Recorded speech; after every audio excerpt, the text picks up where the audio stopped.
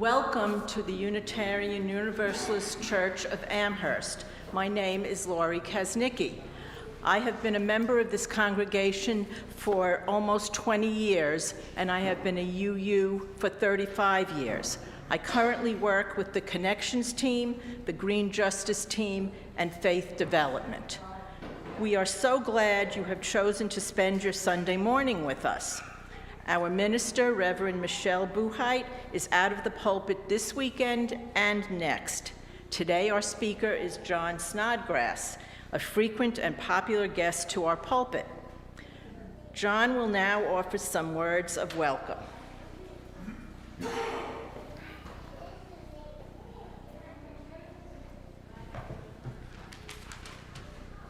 Well, good morning. Good morning. I'm very happy to see you all again. I like to start out a service with a silly story, but today I need to tell a sad story. The last time I was going to speak here in July, I did not make it here, and I'm very sorry. And I don't like it when someone apologizes and then punishes me by making me sit through a long story about how it wasn't their fault. I didn't make it here. I did all I could. I really wanted to be here, and I was very sad. And here I am apologizing for a lapse in professionalism, and I suddenly realize I don't have my tie. And so I feel, I don't know, a little bit indecent. So I apologize for that too.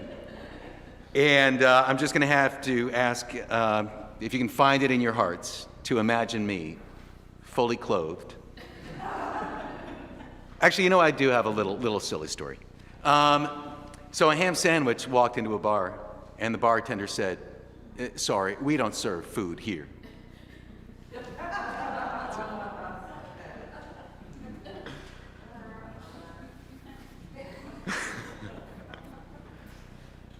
Welcome to this place which we make holy by our presence. These doors are open to all. Bring your brokenness and bring your power. Bring your fatigue, your early morning aches, and your energy. For here you need not hide nor pretend, nor be anything other than who you are and who you are called to be. Come into this place where the ordinary is sanctified, where the human is celebrated, where compassion is strength. Welcome to this place. Together we make it a holy place.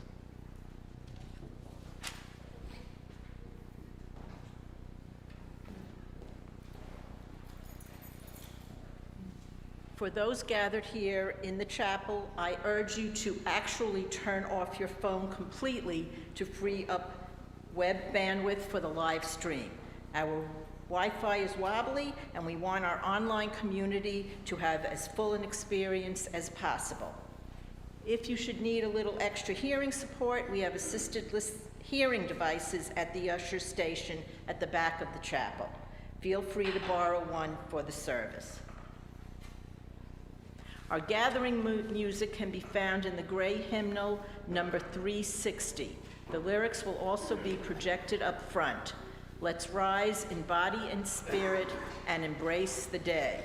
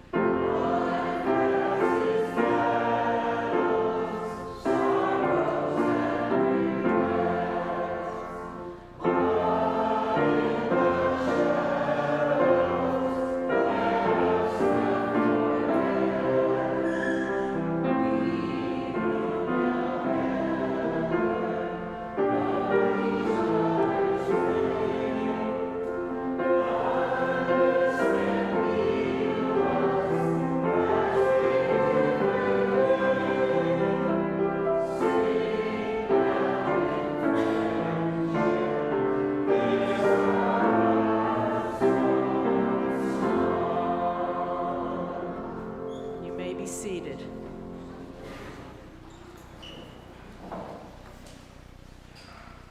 Yes, Brianna, I see. When we gather, we employ the elements of water and fire to create the sacred space where we can be fully present. We begin with an acknowledgement that our church is built on holy ground, land that was nurtured and cultivated most recently by the Haudenosaunee. We offer this libation as our giveaway as we honor the struggle of all people seeking justice and peace.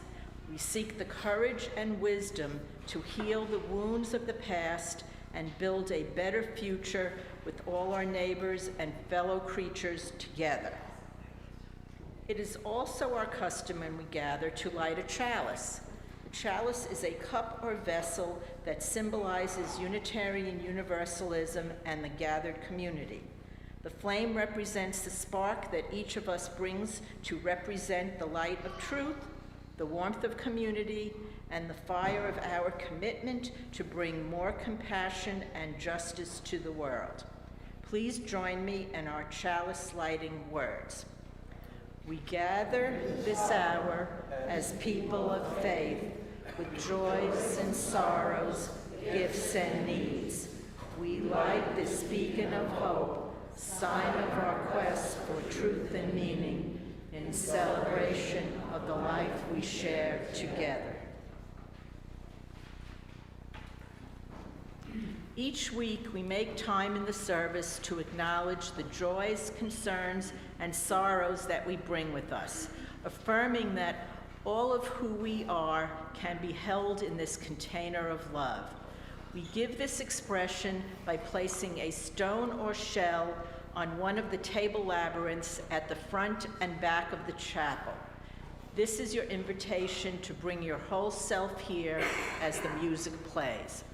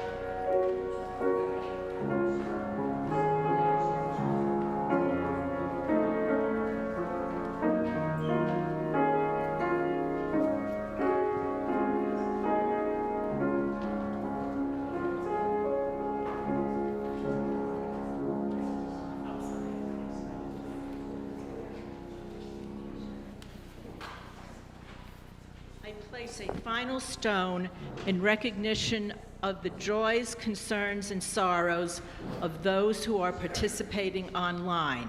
You are embraced by this community. Let's share a few breaths as we expand our circle to include those who may not be present, but whom we carry in our hearts.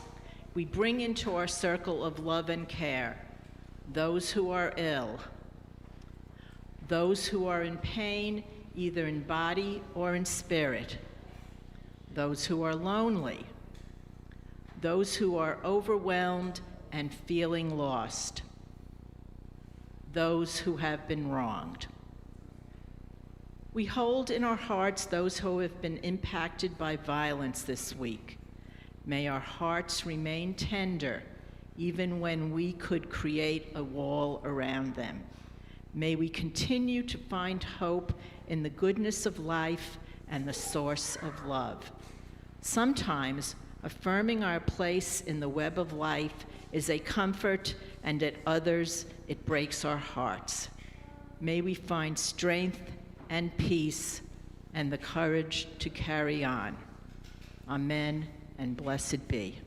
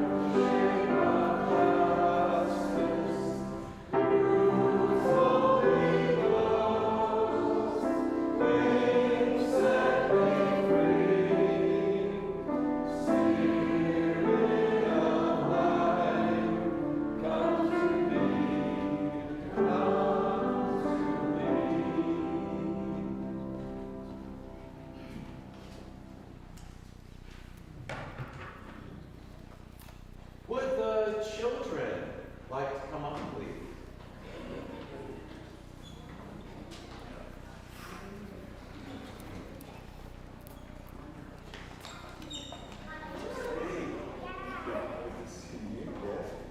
Here, come have a seat. Come have a seat over here. Yeah, this is good too.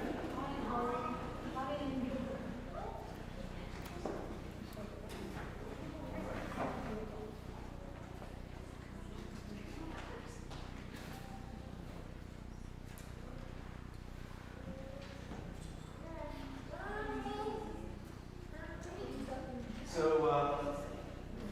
you never know what's going to be in the Wonder Box. I myself have been wondering about this because whatever it is, I'm going to have to come up with something to say about it. It's not making any sound. It might be empty. A little bit scared. Here. What do you see? What is it? Oh, my tie!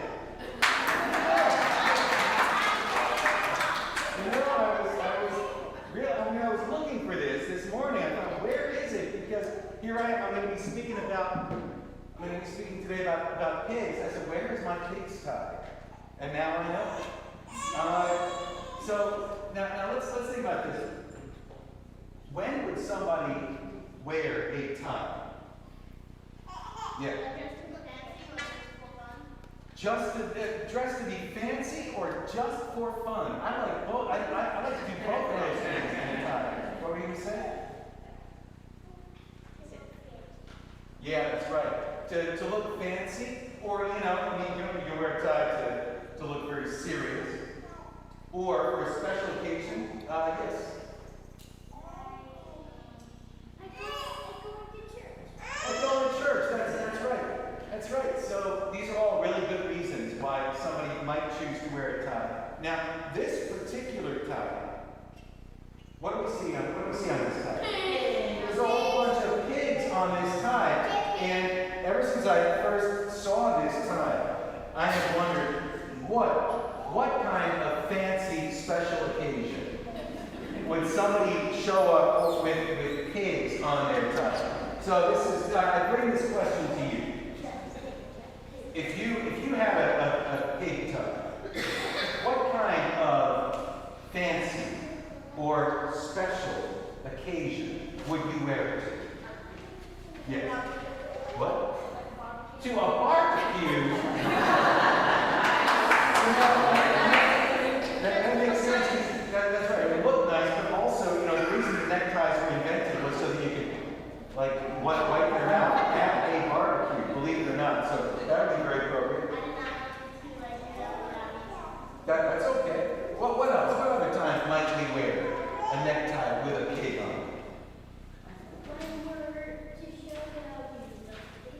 To show that we love pigs. Like if we could go visit, a farm. That would be good. Yes. A pig show. Maybe that's what somebody designed this for. Yeah, okay, yes. If you feel like you're in a pigsty, you're right. Okay, well, let's do one more. Yeah. Oh, petting zoo. Now that's good. I would be very concerned about going to a petting zoo having something like hanging around my neck when I was handling small animals. But yeah, well, these are all very good ideas. You all can continue to think about this because you have a special occasion to go to, and I have something very serious and professional to do. So if it's okay, I'm going to wear it. I'm going to wear the tie today. And we are going to sing you out. As you go to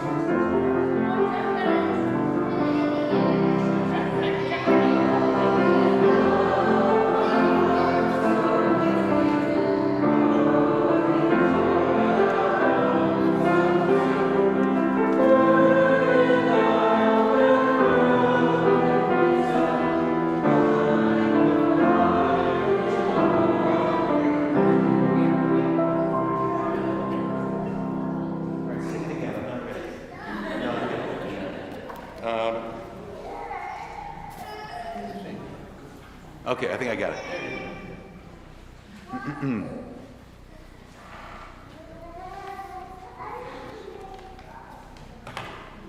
Well, usually I like to start out my message with a story of some memory that I have. But this story is not a memory. I realized, thinking about this, I have no happy childhood memories of living in Cincinnati in the 1980s.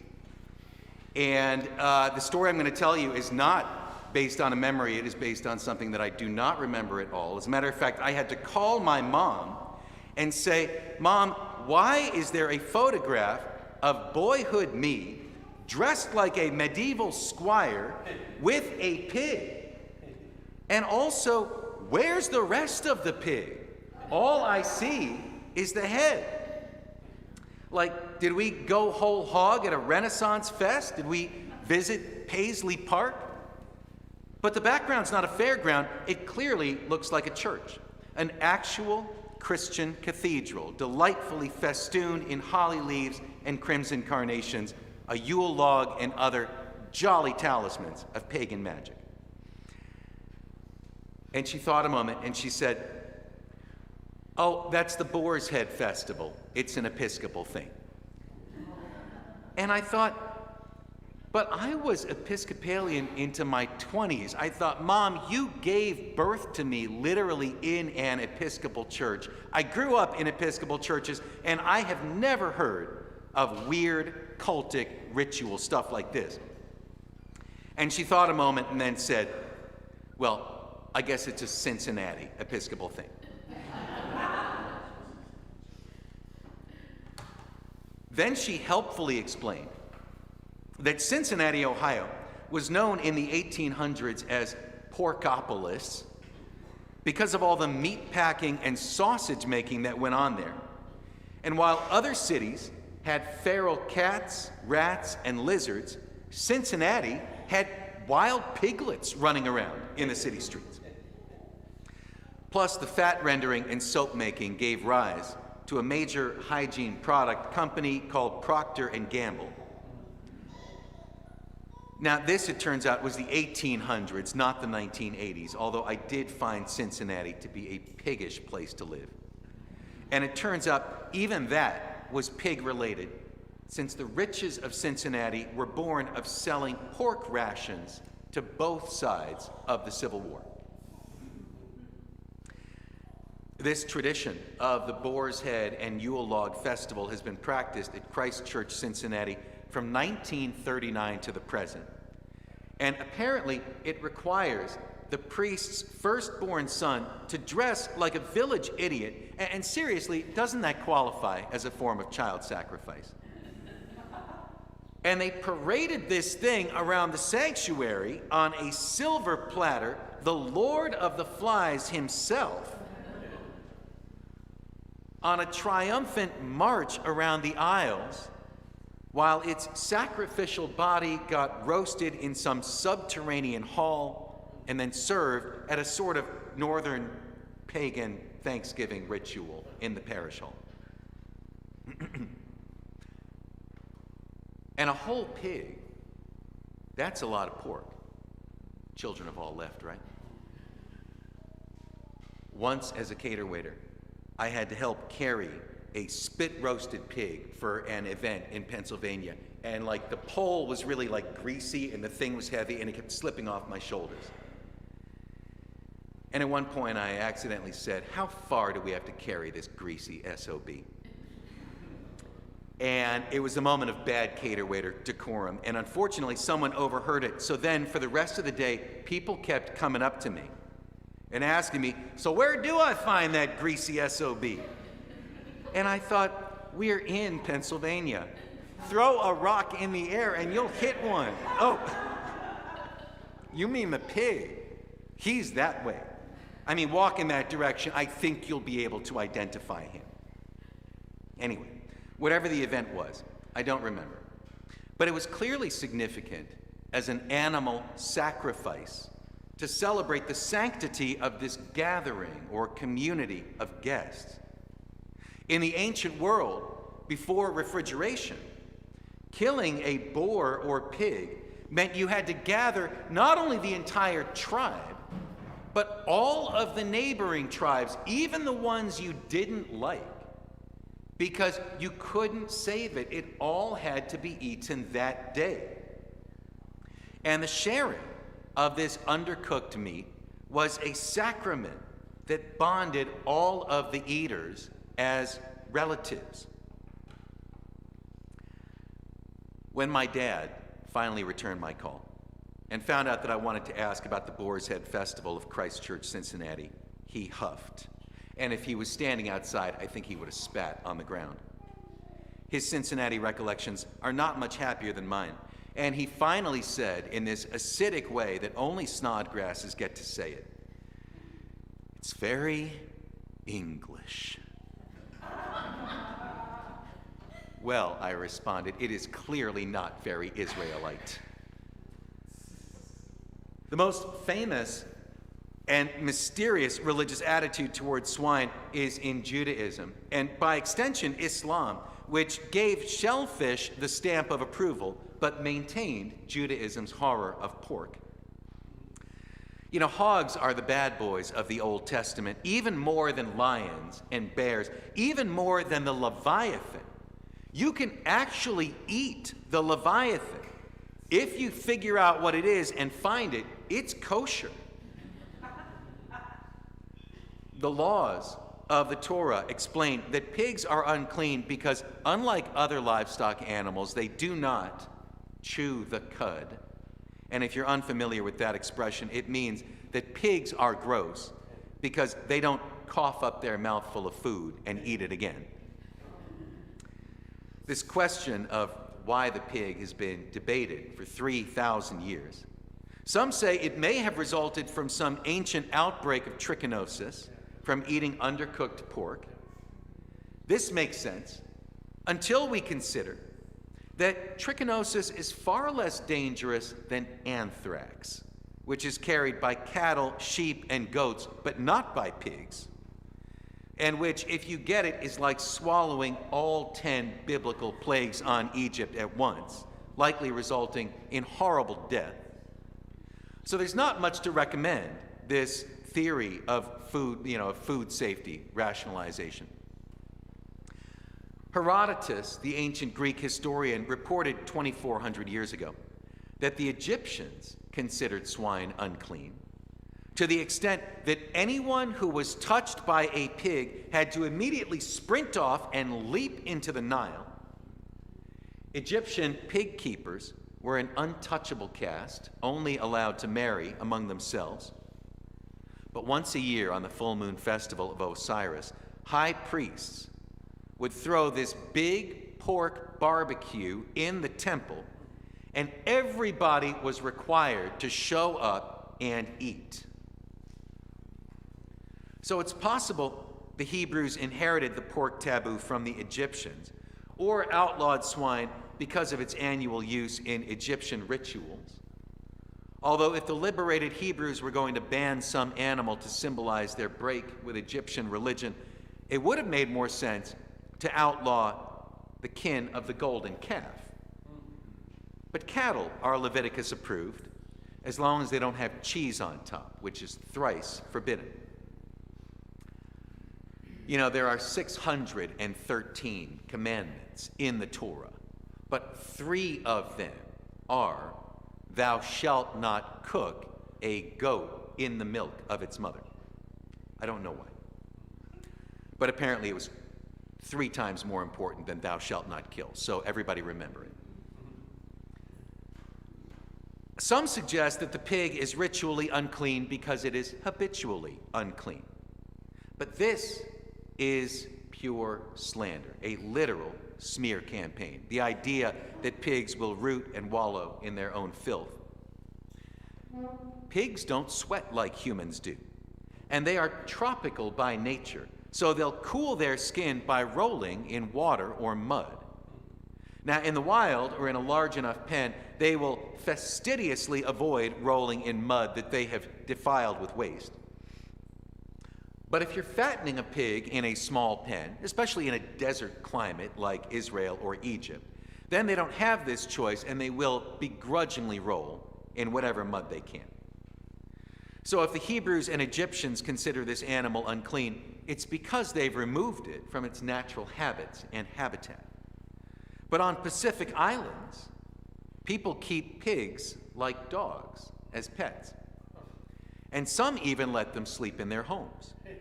Now, these are dirt-floored mud huts, yes, but the pig is otherwise cleaner than most college roommates.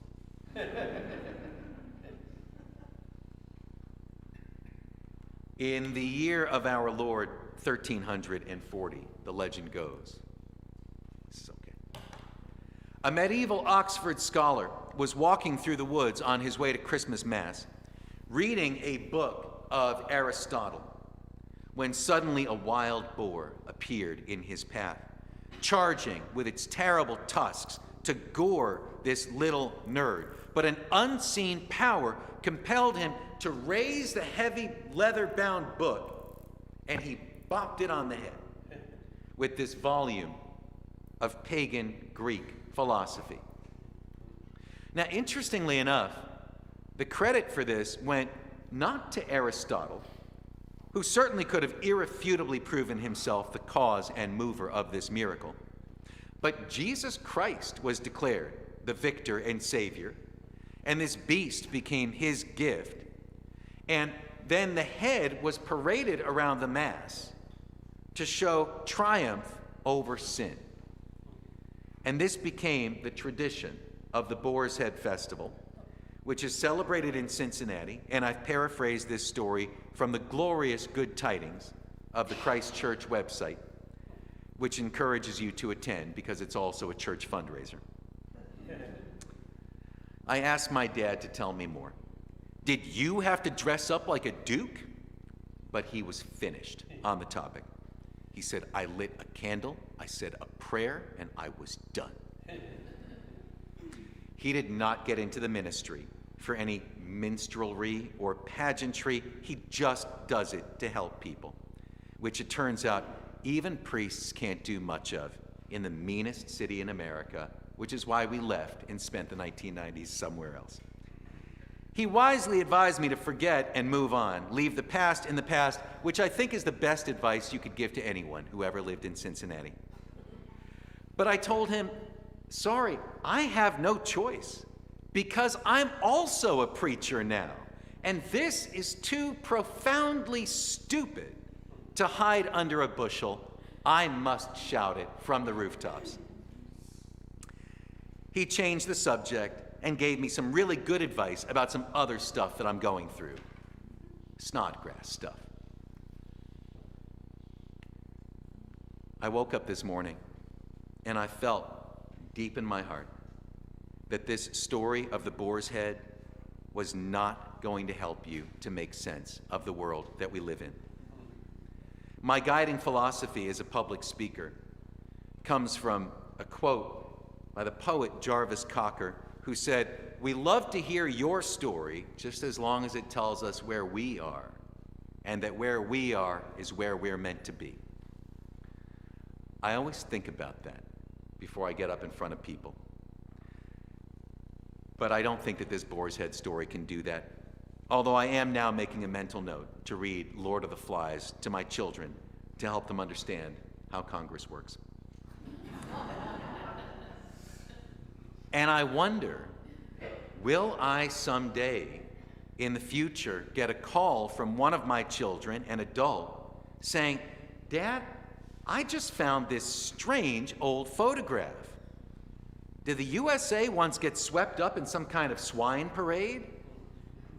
Did we collectively visit a medieval dark age?" And I hope that I don't have to say, "Yeah, that's why we left." I hope that I'll be able to say, "Yes, but that was just the dark age before the dawn of a new Renaissance." Thank you.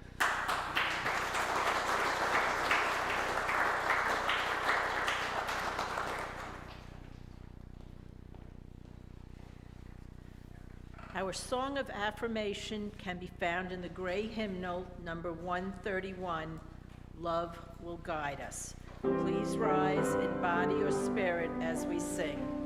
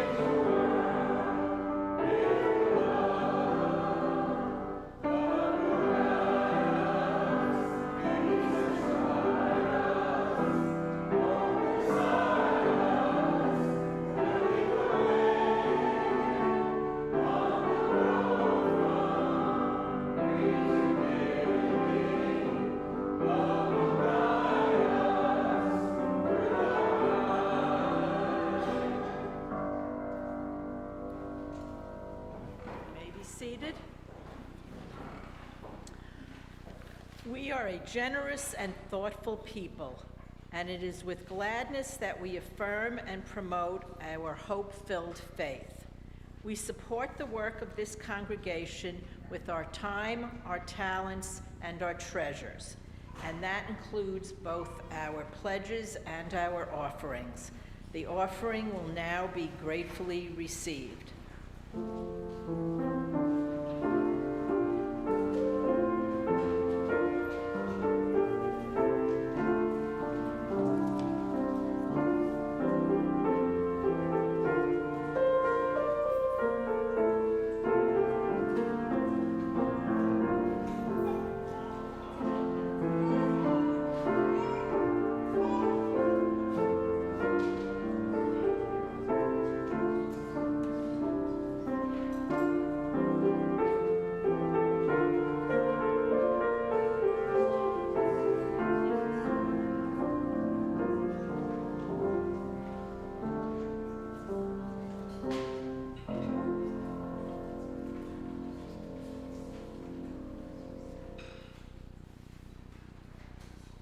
Brianna? We began our service with the lighting of our chalice, and now we extinguish the chalice, not to quench the flame, but to return it to individual hearts, strengthened by this time we spent together so that we can share our light in the world. Please join your voices with mine. We extinguish this flame, but not the light of truth, the warmth of community, or the fire of commitment. These we carry in our hearts until we are together again. As our service draws to an end, our service to the world is ready to begin. You'll find many opportunities for growth and service in your order of service and on our website. All are invited to stay for coffee and conversation in the Emerson Room, just through the double doors at the back of the chapel and in the lobby. There is a kid-friendly zone at the window end of the room. Anybody have any announcements? And now, please rise in body or spirit as we sing our closing blessing. Don't forget to twinkle your eyes and share smiles with one another during the third verse, and remain standing afterwards for the benediction.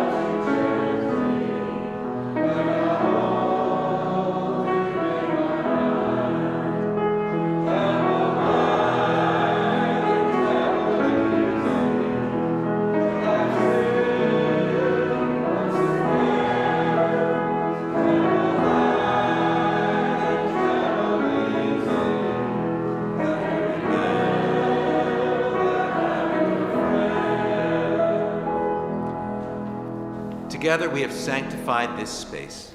If you have found strength and comfort here, please share some out there.